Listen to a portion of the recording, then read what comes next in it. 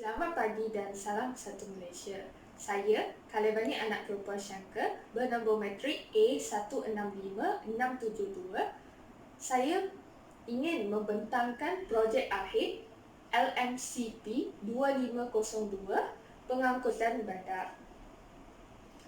Berikut merupakan soalan bagi projek akhir asas-asas pengangkutan bandar. Saya telah memilih daerah Segamat sebagai kawasan kajian saya. Segamat terletak dalam kategori kedua iaitu wilayah tahap 2. Daerah Segamat merupakan daerah yang mempunyai tahap kemajuan yang sederhana berbanding dengan daerah-daerah di wilayah Johor Barat. Ia mempunyai kepentingan tersendiri kerana menjadi penyambung ke pantai timur sebagai lebuhraya Kuantan Segamat dan juga sebagai laluan utama kenderaan ke selatan negara.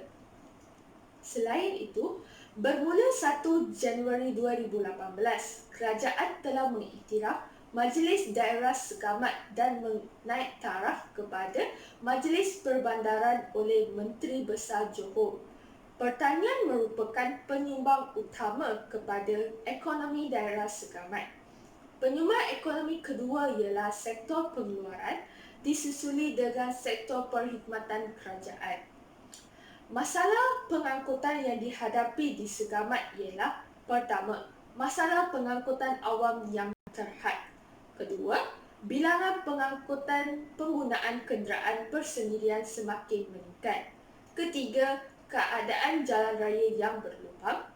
Keempat, kesesakan jalan raya yang semakin tinggi. Dan yang kelima, kadar kemalangan jalan raya yang semakin bertambah. Maka, polisi pengangkutan yang dicadangkan oleh saya ialah: yang pertama, membangunkan kemudahan terminal transit dan memperluaskan rangkaian perkhidmatan pengangkutan awam bas. Kedua, menambah baik sistem pengurusan tempat letak kenderaan.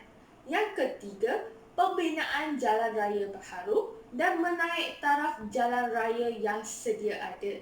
Yang keempat, menambah baik aliran lalu lintas pusat bandar. Dan yang kelima, memperkasakan pembangunan berorientasikan transit.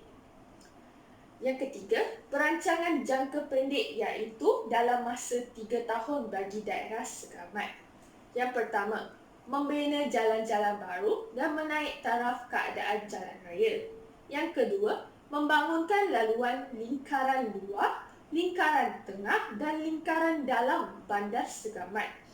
Yang ketiga, menyediakan komponen laluan pejalan kaki dan laluan basikal yang lengkap, selamat dan selesa.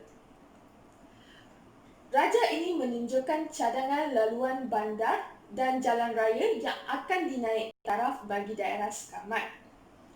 Yang Raja 2 pula menunjukkan penyediaan penenangan laluan lintas. Raja 3 menunjukkan penyediaan laluan pejalan kaki dan laluan basikal.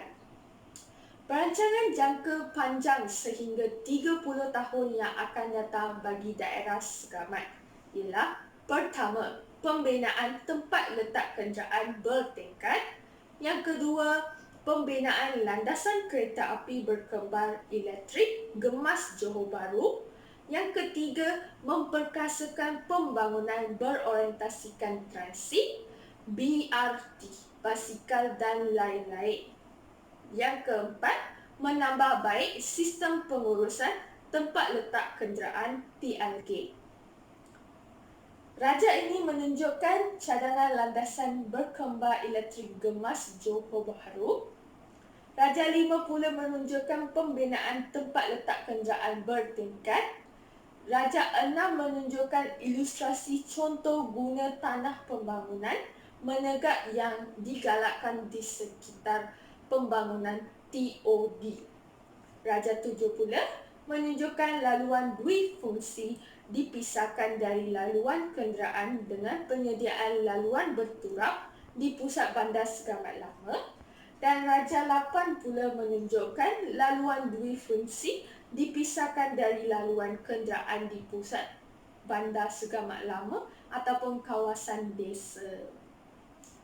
Dan akhir sekali, Raja Sembilan menunjukkan keratan rentas Jalan Genuang pada masa akan datang. Sekian, terima kasih.